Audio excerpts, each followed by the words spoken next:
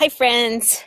If you're a replay viewer, will you let me know by typing in replay and I can give you a nice big shout out? I love my replay viewers. So today I'm going to talk about something that's pretty controversial and I think a lot of people don't understand it. So I'm hoping to really bring a lot of clarity. So how many people do you know who are allergic to wheat or sensitive to gluten? If you know somebody like that, would you type it in the comment section? Because I think most of us know people that are like that.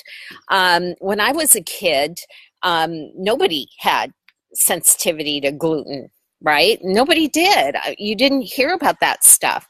So why now? What the heck is going on? Is anything going on? Is it, just we have more people? That's what people always try and say. Now we report better.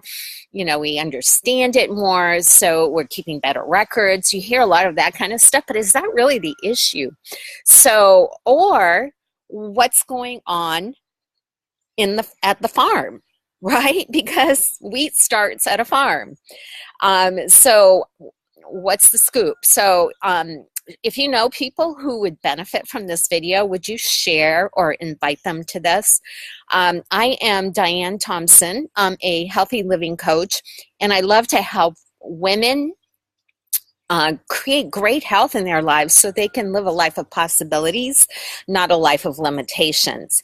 So let's start by looking at what is gluten, because I'm not sure everybody really knows what gluten is. So I'm going to tell you what it is. It's a portion of wheat that gives bread. I'm going to refer to bread because that's how we think of gluten, right? We think of it as far as being in bread. Well, it makes it really spongy and nice and stretchy, right? Which is the thing we like the most about wheat, correct?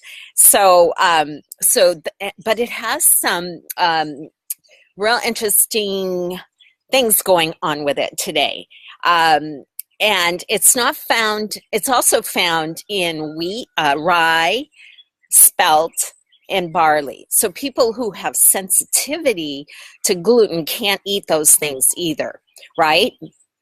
So keep that in mind. So now we're going to look at the most serious form of a sensitivity to gluten, and that is celiac disease. Okay, now it's actually very rare, and I think a lot of times people say when they're sensitive to wheat that there's a celiac, and that's really not the case. Like less than 1% of people who are sensitive to wheat actually have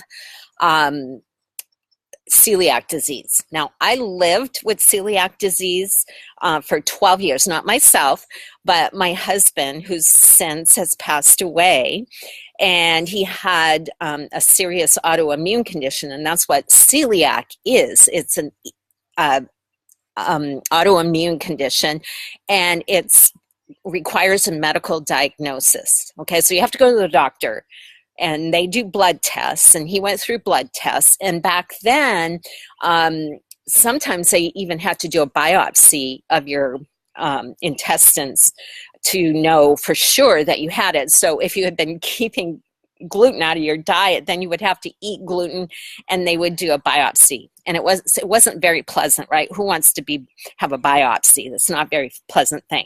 So some of the symptoms, well, let me tell you this, because this is a real interesting point, because this is exactly what happened to us. My husband had celiac. He had the gene from both his mom and his dad, but he was considered a silent celiac. Okay, so he didn't have the typical symptoms. So if people don't have the symptoms, does not mean that they don't have the disease. Okay, so keep that in mind.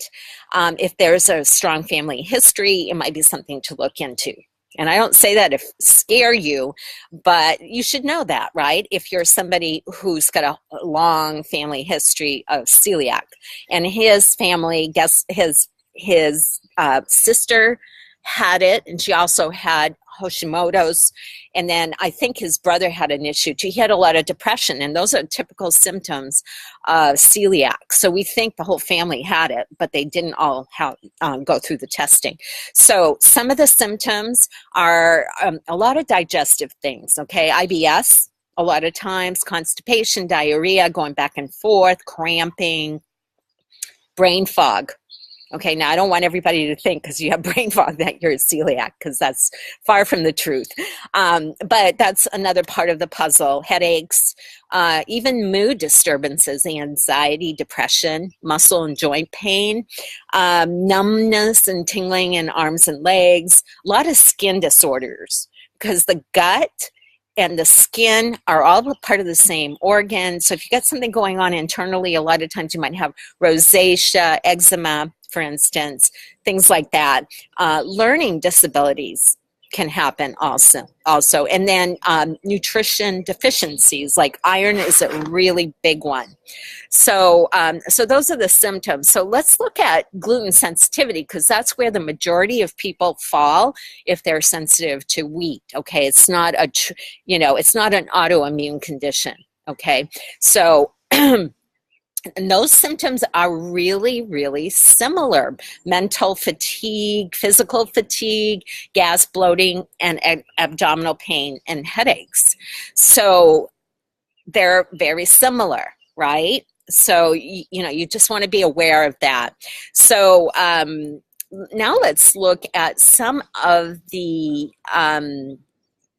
things that are happening with our food supply, because there's some things that as a dietitian lead me to think that not this many people could really have gluten sensitivity, especially since we've seen that incidence skyrocket over the last, 20 years or so.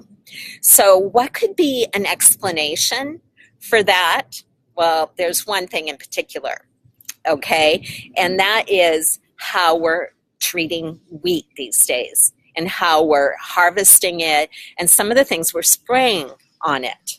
Okay, so I'm going to give you some solutions, some things that you can do. If you're struggling with gluten sensitivity, you're going to want to really know this information.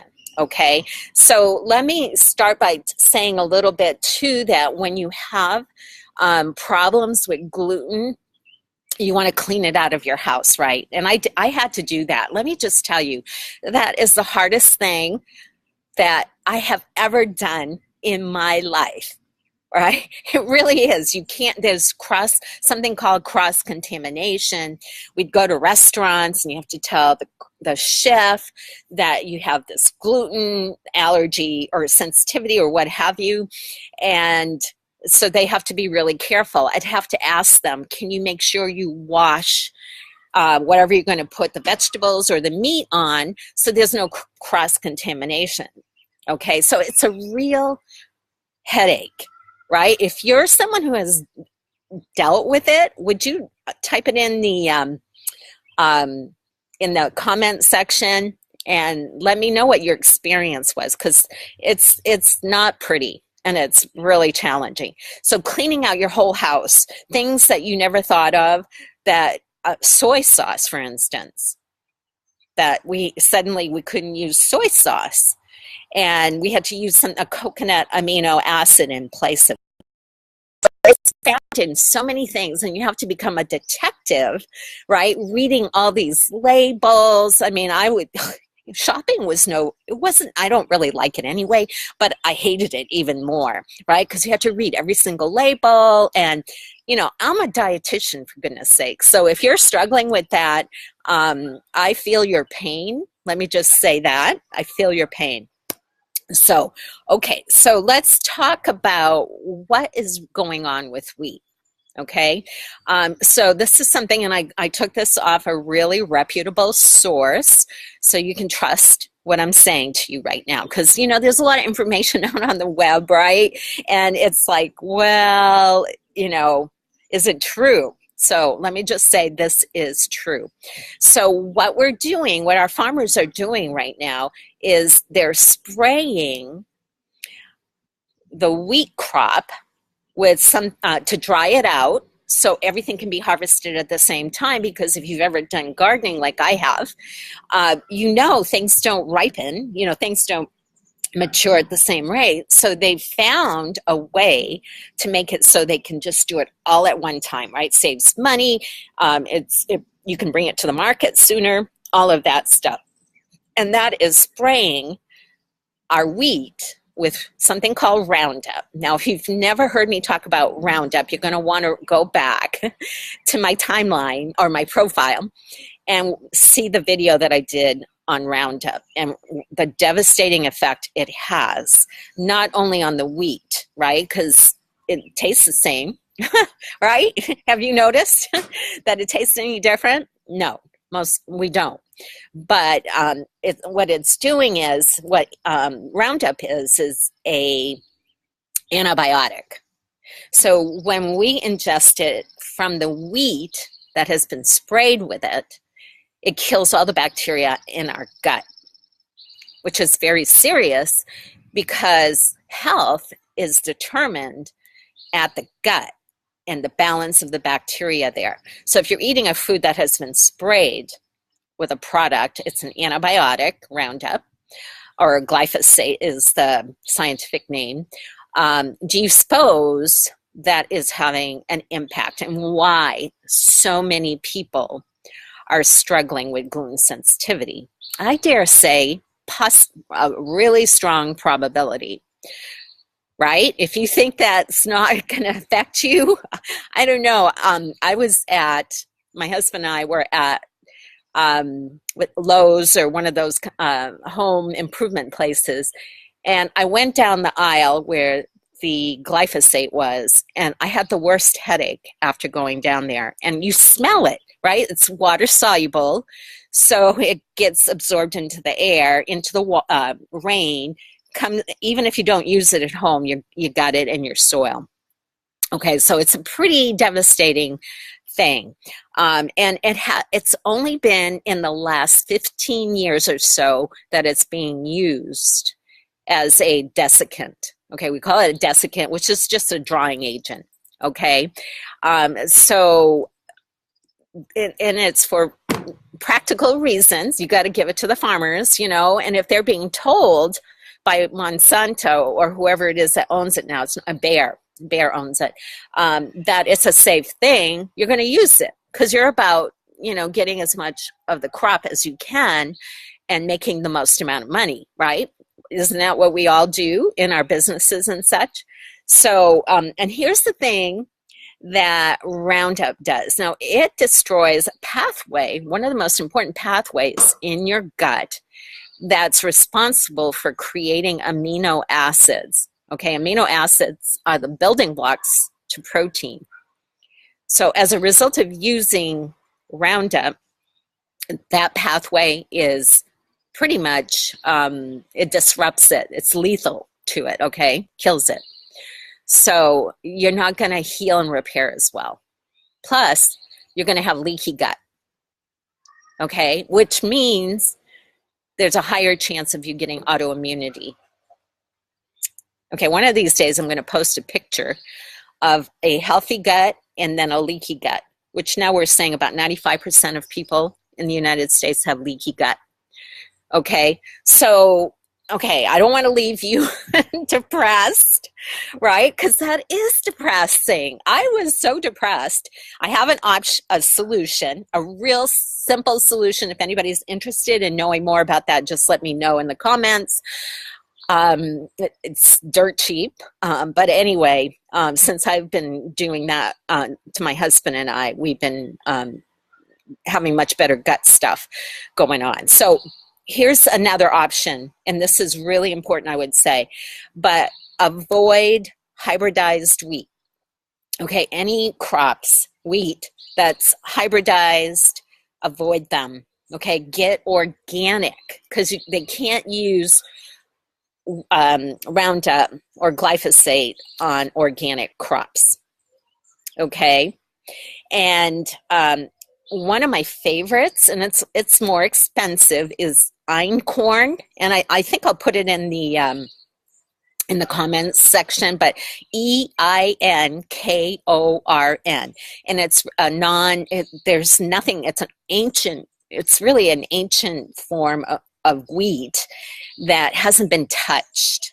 It's been left alone. So it's much easier for most of us to digest.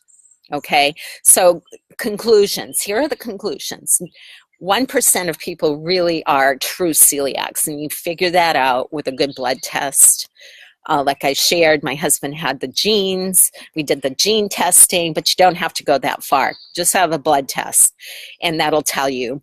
And to avoid the autoimmunity, eat organic. Eat organic because anytime you eat organic, you're avoiding being subjected to the Roundup, okay, because they cannot spray Roundup on organic crops.